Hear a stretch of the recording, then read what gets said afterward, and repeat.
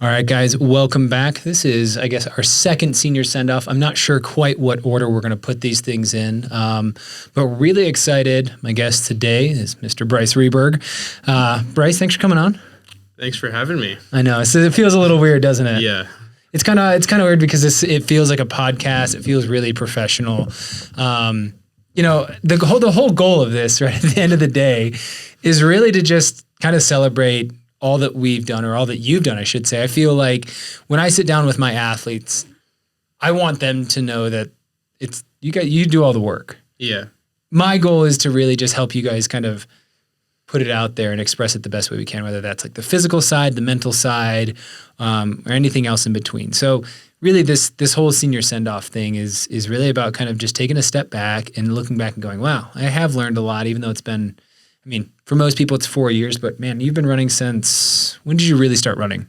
I think I joined your team in 7th grade. 7th grade. You were a baseball player, if I remember correctly. Yeah, baseball, football, basketball. I played like every sport in the book before running.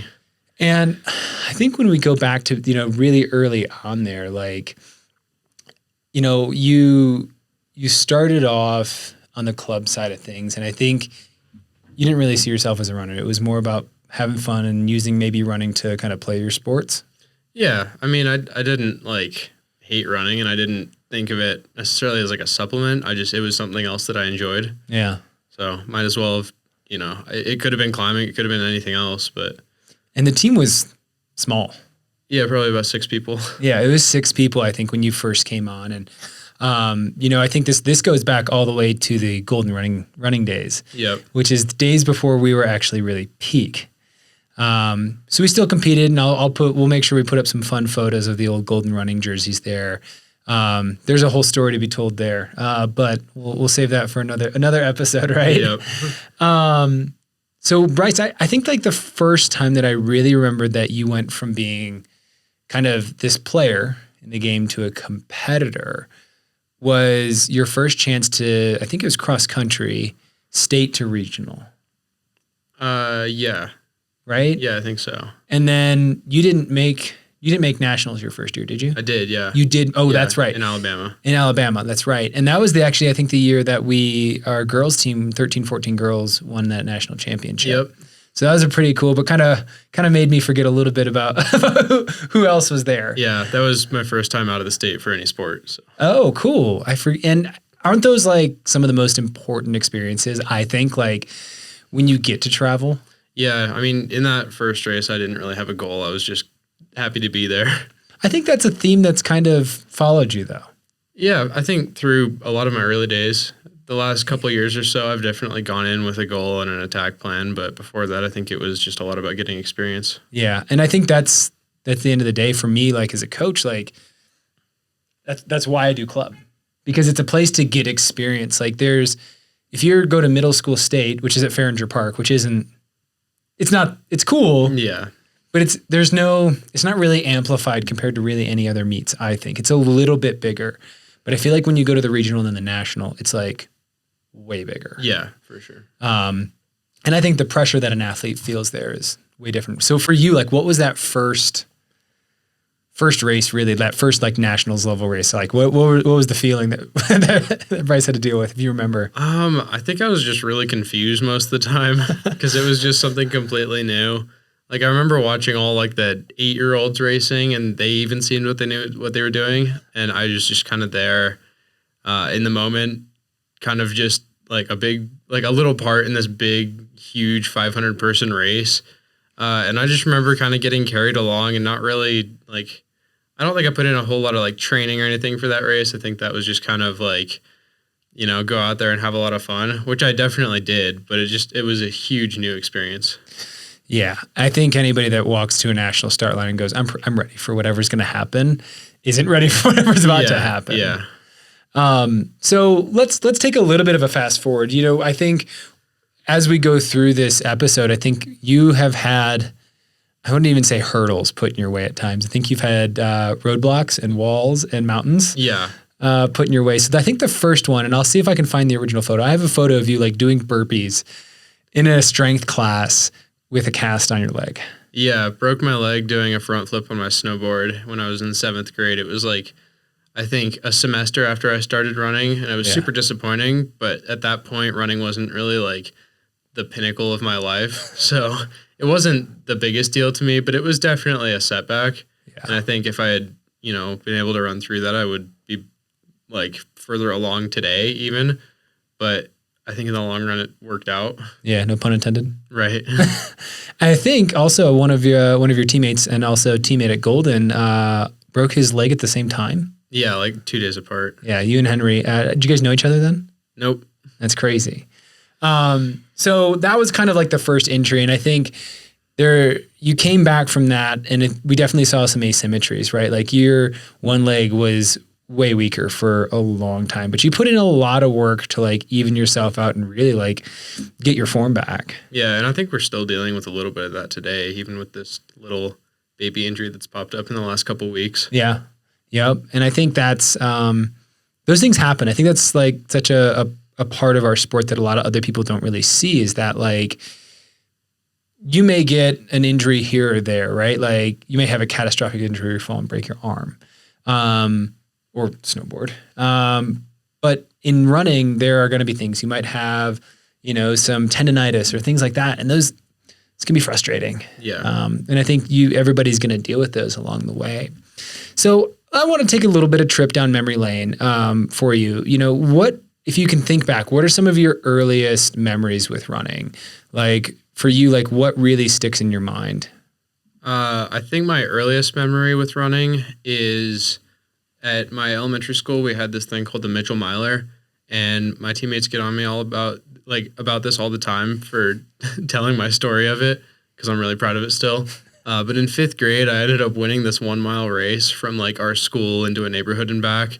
And to do that, I trained for the first time ever. Everybody else is playing dodgeball. I am running in circles around the gym trying to, train for this thing, because I was really motivated to win, because the year before that, I think I got like 7th place. And I just, kind of like kept going after that. I ended up doing like a 5K, and then in middle school, I joined the cross country team. And it was only like a 6-week program or something like that. But then the next year I ended up joining club, going to nationals, and then things just snowballed. Yeah. I think I remember good old Bell Middle School. I was lucky enough. I've been lucky enough to coach you in many different directions. Yeah. So the year that I coached the Bell Middle School team, I think we walked away with the county championship. Yep. Yep. And that was a really cool memory, because that was like the first time I felt like, oh, we've won something. And maybe this is something that I even like to do. I mean, my earliest days of coaching were coaching you as a little Bryce. Yeah. That's awesome. You said did you have another favorite memory? My first nationals was a big one. And just like really any of those USATF Junior Olympics nationals where it's not really that big of a deal, but to me, like back then, it was the biggest thing in the world. Well, what else is higher than that? New Balance for sure. Yeah. I had a couple of New Balance races, and those were really fun, just being on like a national stage that people were looking at for once. Yeah. And then Nike Nationals and Running Lane just this last year, pretty new to the game, but they have stepped up their game a lot. I've been really impressed with the coverage and everything else that they're doing there. It's such a good venue. Yeah. But yeah, New Balance is definitely like, even as a coach, right? That was one of my first memories. I'm like, oh, God, kids that are going to a national race. This is a really cool thing. You and Lily, man, such a cool place. I don't get to interview her for another year, but I'm sure that'll come up again for her. So when it comes down to it, like we always think of like, I just maybe stumbled into running, but do you have some people that like encouraged you to get into running? Did you have a friend or anybody else that was like, hey, you should come out and check this thing out. This is actually a pretty fun thing. Yeah, 100%. When Golden Running was still a thing, there was 5 kids before I joined. One of them 6. was Mason Smith. He was the fastest kid on Bell Middle School's track team. And I remember trying to keep up with him for every race. And eventually we started like running together, competing, and I started like beating him sometimes. Yeah. But he actually told me about the club, and I joined it like as soon as baseball finished. And I don't think I ever went back to baseball. Yeah, I don't think I've seen you pick up a baseball since. Yeah, I don't think so. Mason continued to do, I think, track and cross and track, at least through sophomore year. Yeah. I know he's been pretty busy up doing some pretty exciting stuff that he's really fallen in love with up there. So no matter what, both you guys are doing the same thing and pursuing your passions, right? Yeah. I love it. Speaking of love, what do you love most about running? Like when you really think about it, I think these can be tough questions. Like, what do you love most about running? But if you had to pinpoint it. I think I love the places that it's taken me, because I don't think I would have ever gone to New York City twice. Yeah. Without running. I've been to the top of more mountains than most people and faster than most people because of running. Yeah. I just really enjoy being out there. I think it's a good way to see things like up close and personal. Like when you're on a big road trip and you're driving through like middle of nowhere Utah, it's pretty boring. But when you're out there running, you get to see everything up close and personal, and you just feel like one with your surroundings. Yeah. And the same thing can be said for track even. Like, doesn't really seem that exciting from afar, but when you're in the race, you're in the race, and it takes you somewhere like mentally that's far from the track.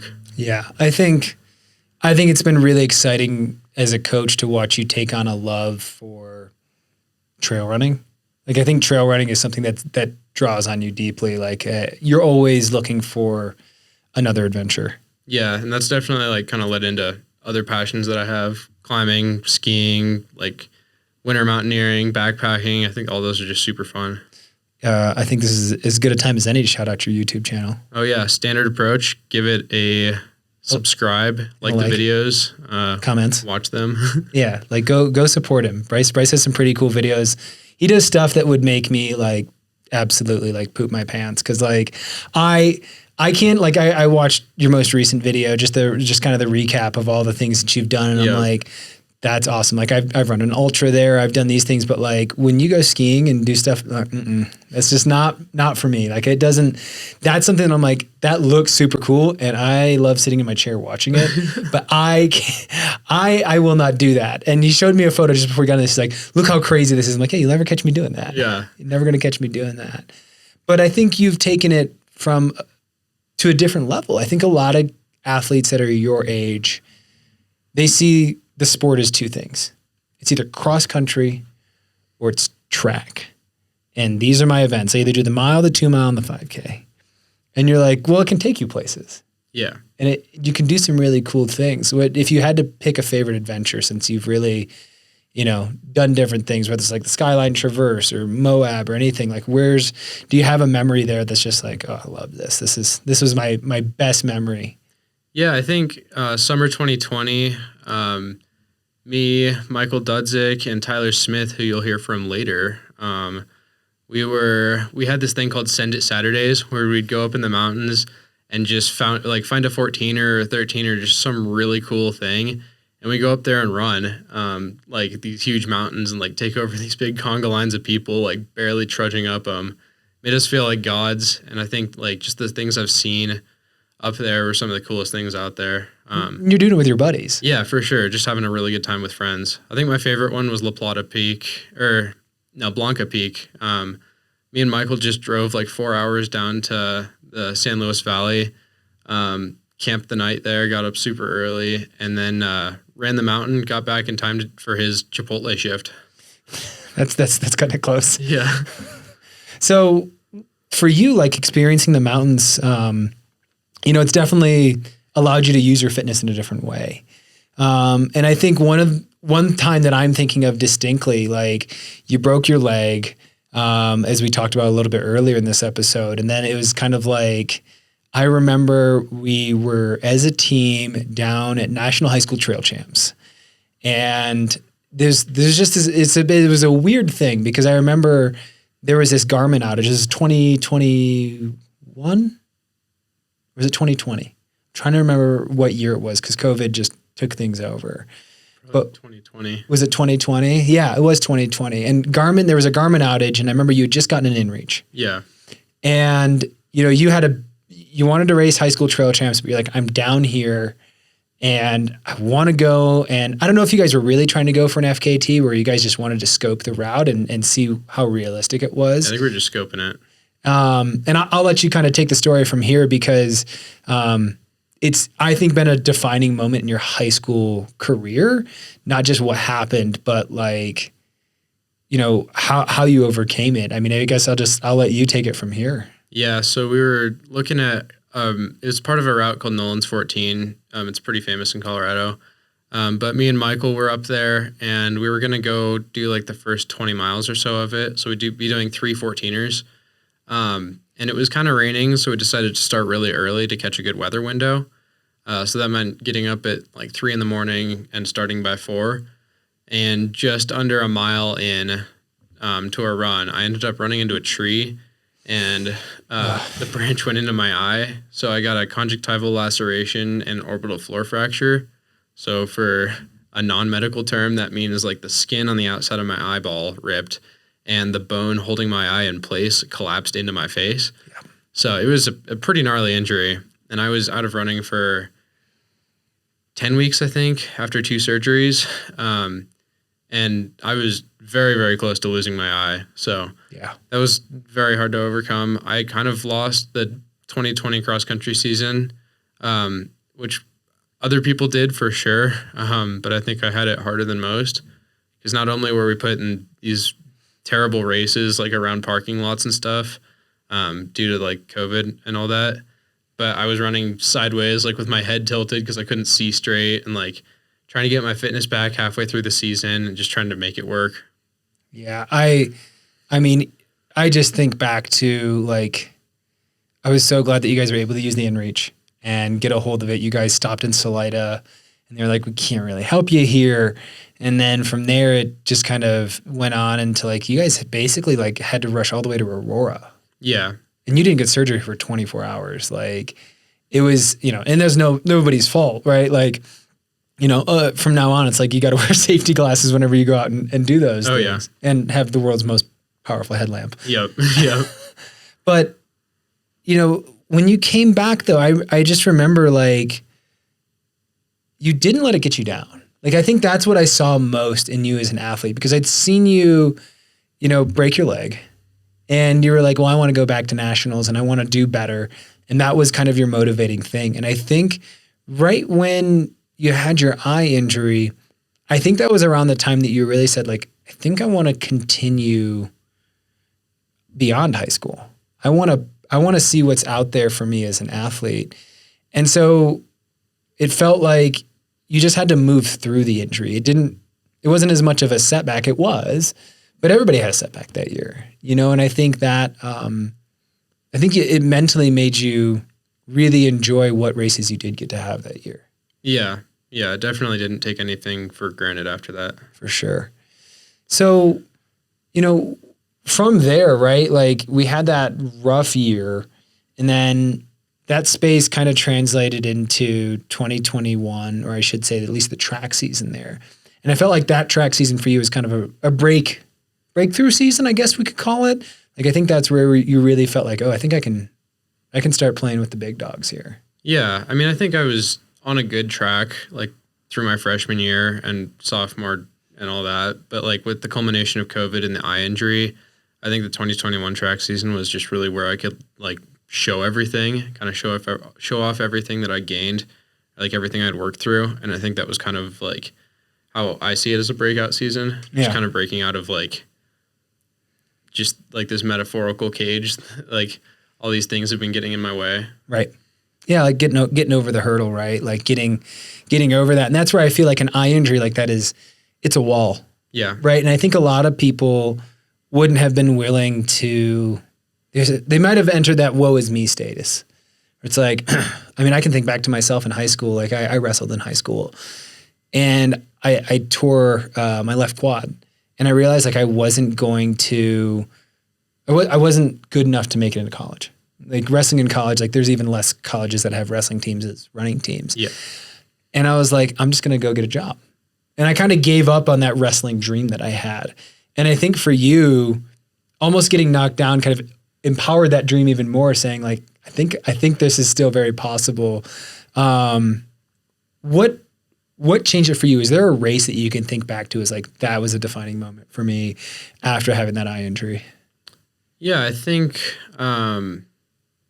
probably just getting under 430 for the first time, I had a bet with Henry where if one of us broke the school record, the other one had to shave their legs. So at like a preseason meet in 2021, I ran 423, won the meet, and I knew it was in me. It was just a number that I like was almost not expecting because 430 had come to be like my identity for the mile. Yeah. And I think just that race really set it off for the whole season. Because after that, I just kept setting my like expectations higher and higher. And I kept resetting them higher. And the hair on your legs got shorter and shorter. Yes. Henry also broke a few school records, so. It's been kind of cool to watch you guys. Like, you guys are a pretty dynamic duo. Like, it's a super huge joy to coach both of you guys. But I got to rein you guys in a little bit. But, like, the reality is like, you guys work your asses off. Like, I think that's been the coolest thing is that you guys are both on the same team. And you guys work hard for each other and with each other. Like, I think it's such a blessing that you guys have each other on your teams. Yeah, for sure. No, I love it, man. It's been huge. And I think breaking under that barrier, I think everybody has these barriers that they encounter in their training. They think, I can't run faster than 430, right? That was probably that thing in your mind. I want to talk about some of the more difficult things. And these may come across as personal, but maybe not. I think back to this last year. We talk about kind of dealing with the unknown of things. And I think you have always done well with the unknown of like, am I going to get better? Am I going to heal? But I think the thing that was hardest for you, and maybe I'm off on this, was actually the whole college recruiting process and getting through that. Yeah, that was the hardest thing I've ever done by far. I think just like the amount of decisions you have to make and like the amount of people you have to talk to. Like, I'm not the most extroverted guy, but I can like get through a conversation like pretty much no problem. Yeah. But I definitely honed in those skills a lot last year, trying to talk to coaches, like make a good impression and make myself like wanted on teams. And then also like dealing with rejection, because there's a few teams I really wanted to be on, Washington specifically, that just like I never really got any response from. And that was really disheartening. Like, it was kind of hard to get myself away from my times or my identity. And I think that was kind of a lot of what played into my current college decision. So I'm going to Virginia Tech next year. Yeah, which I think a lot of that came from just like feeling at home there. Like, coaches were super nice. The teammates were awesome. Facilities were like, they were good, but it wasn't the best I'd ever seen compared to like Alabama. Right. But I just felt really at home there. So thinking about that, for anybody that is listening that's like in the recruiting process of things, like what would you tell them that maybe they're kids that are stuck? I can think of a teammate that we have right now, and she's going through the process of trying to find schools. Like, what would you tell people that are in their junior year? Like, is junior year really the year that matters the most? You know, is there reasonable pressure to put on yourself there? Or is it bigger than that? Yeah, I mean, honestly, it's not over till it's over. Like, there's no year that matters the most, I would say. I think it's just kind of a culmination of what you can do. Like, I know guys who probably aren't going to say yes to a college for another couple weeks, and it's April. So it really, like, there's really no pressure to make that decision. I think the hardest thing about it is dealing with the rejection, because it's definitely hard to, like, hear, but it's even harder to not hear anything from a coach. That dead silence. Yeah, and that's most of what you'll get in the recruiting process. Especially junior year, right? Like, if you hear something back, it's like, oh. Yeah. If you hear anything back, it's pretty special. Like, if you're talking to coaches at all, then it means that you have a place somewhere. Yeah. I think it's really special to even be contacted by a coach. For sure. There are kids that I know who really want to run in college, really wanted to go D1, but they kind of had to like set their sights lower and go to like NJCAA and race at like a community college for a year or two. Yep. And there's no shame in that for sure, but like, you know, you gotta weigh what you're after. Yeah, and I think let's dive into that because you are going D1. You know, but I think back to athletes that have come out of our program in the past, like Graham. Graham went D3. Julia went D3. Amherst, Williams, phenomenal schools. Is D1 as important as people make it out to be? Do No, you think definitely would you have not. been happy going to a D3? Yeah, I think so. I mean, Graham is probably one of the best runners I know. Yeah. And he went to a D3 school, and there's absolutely no shame in that. Some of the best runners come out of D3 schools. Yeah. Noah Drawdy, for instance, he's like a 2:08 marathoner. He went D3. Yep. Like, I don't think D1's everything. I think for me, what I wanted was a larger school just because I like the idea of larger classes. To me, that's just kind of what college is. I don't see myself as like really like the most studious person. So I kind of like having a lot of resources. And then just like the resources that the team has. I like the idea of an indoor track, like having my shoes bought for me. Yeah. Like weight rooms, like an athlete only dining hall.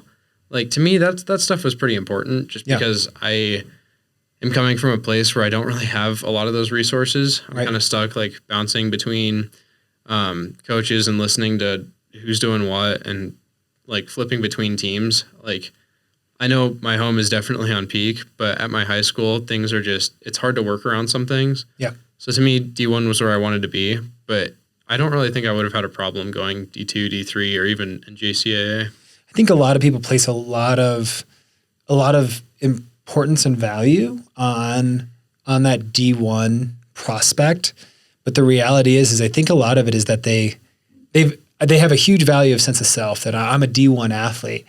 And I think what happens is that when it comes to senior year and they get that D2, D3 offer, they're like, it's not good enough. That's not good enough. And they keep waiting out for that D1. And they can get stuck there.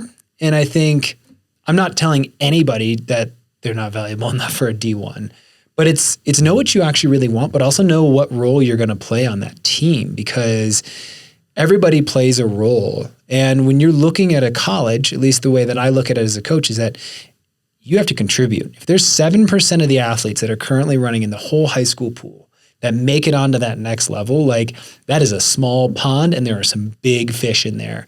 And you have to realize that if you're not the number one seed out of your state, you're probably going to be a small fish. Like there are a lot of people that are a lot faster than you. Yeah.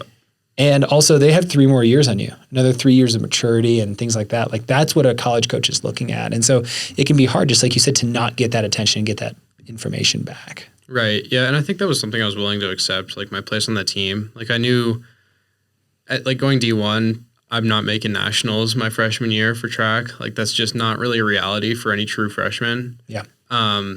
And I was willing to accept that because I've been, the big fish for a long time, especially at school and even in like the district, that I think it's kind of time that in order to get better, I kind of want to be the small fish. Like that's something I like. I do really well when I have people to look up to, like a lot of role models. Yeah.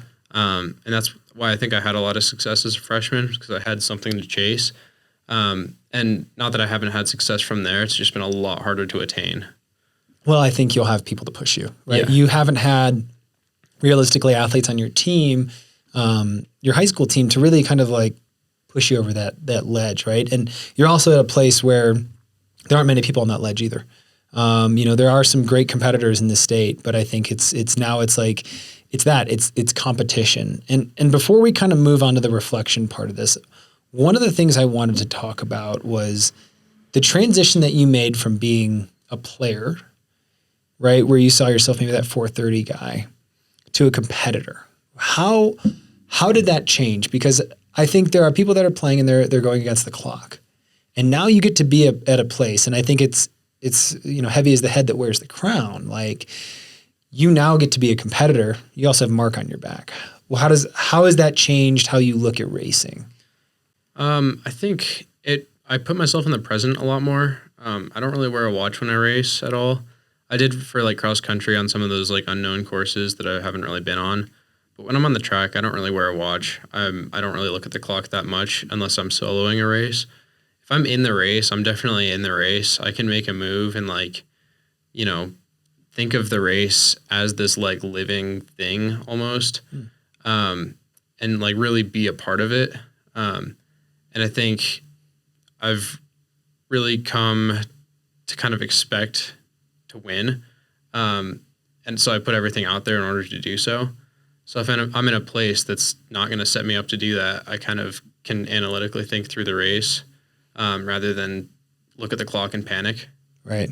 So how do you think you made that jump from someone that used to look at the clock and panic and that set in to now it's like, that's just information?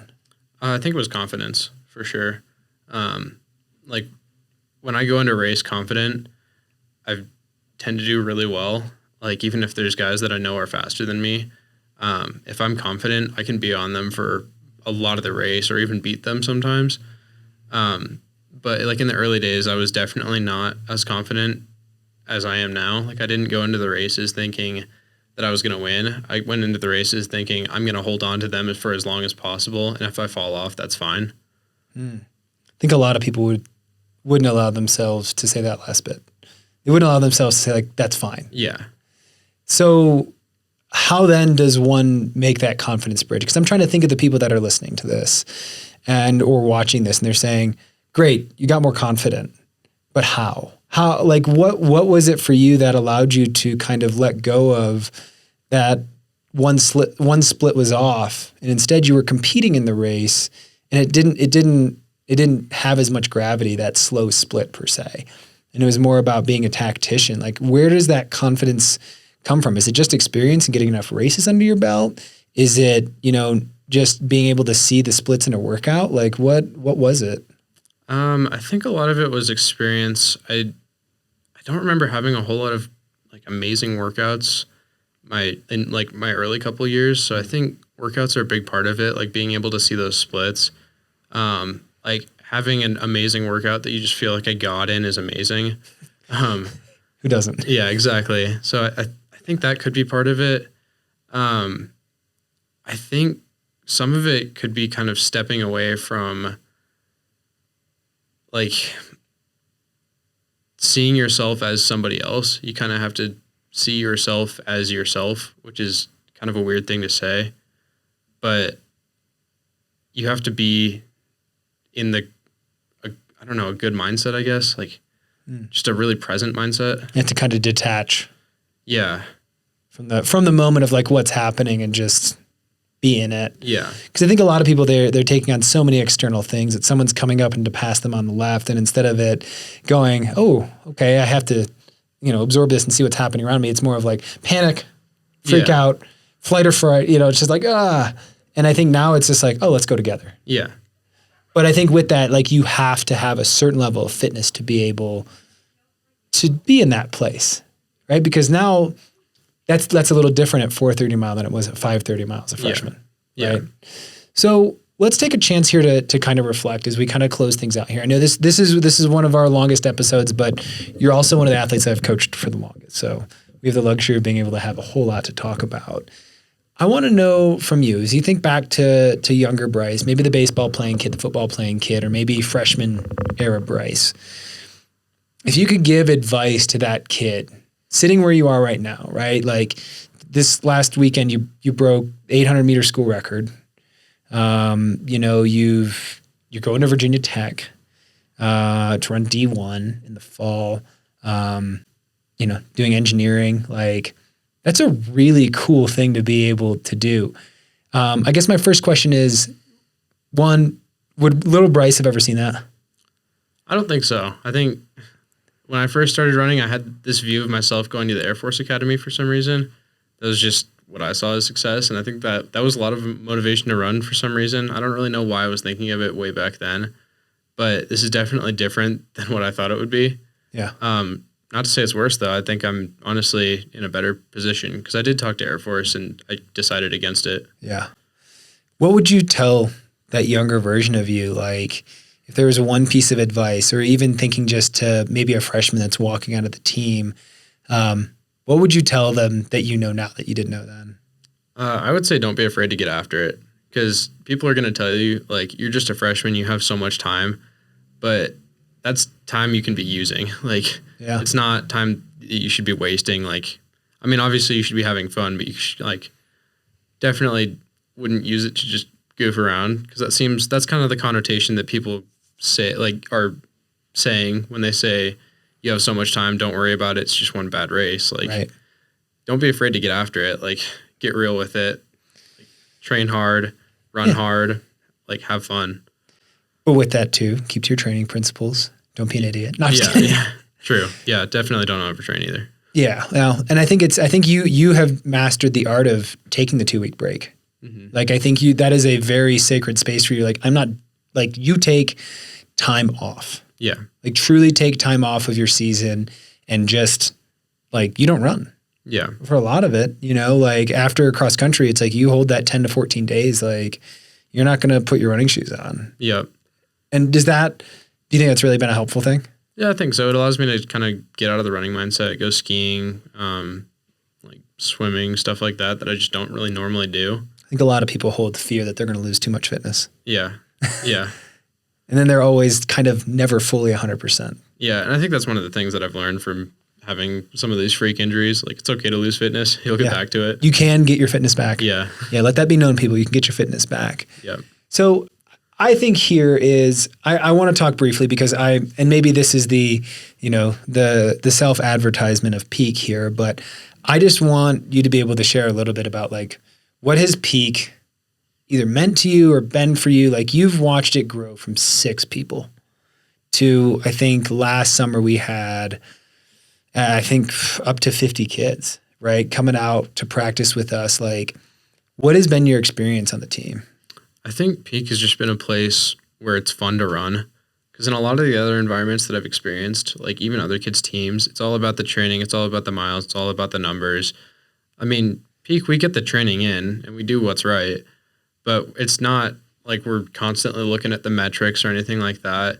Like, we'll go on runs where we play tag on the top of a mountain. And I think that was really like the start of the club. I remember doing that once a week at least. And that was just what made it super fun. Yeah. I think having enough discipline to get the real training in is important. And then we definitely do that here, but not without like, fruit snacks or like something fun, like a Frisbee or, hacky sack on the track or something. I think we've found a good way to keep it really fun. I think the culture is fun first, and not even results second. It's just fun and results just kind of, they go in line with each other. I think when we're having the most fun, we're also doing our best and we're performing at our best. I think back to, the early days of Peak Elite, which is the elite program that we started here that you've been I guess kind of a founding member of. Like, I can remember we would do just some absolutely just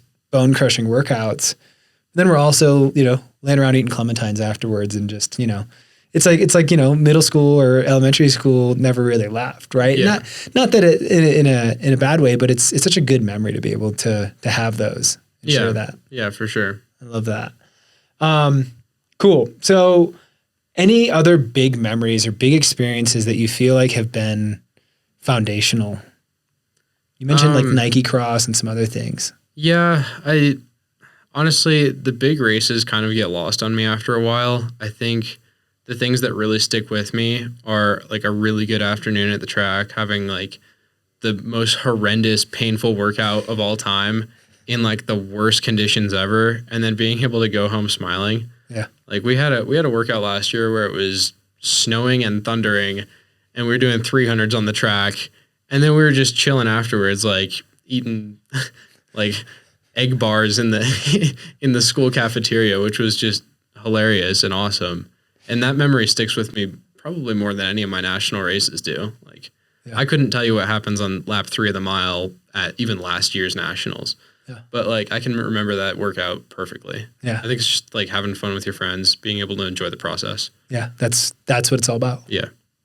So let's wrap this here, because I know we've taken a good bit of time. I want you to be able to kind of have a chance here to kind of thank the people that either got you into running, that have made, running and, impactful for you. This doesn't have to be an extensive list, but would love to kind of hear like just a little bit of like who's been there, who's been a part of the journey and things along the way. Yeah, I think you and Katie for making the club possible, the team possible, getting me into it. Yeah. My parents for taking me to races and dealing with my having to train on vacation or like get physical therapy or something like that. teammates for being there to push me. I mean, we're all very different people, but we all get along just fine when we're out there running together, running hard.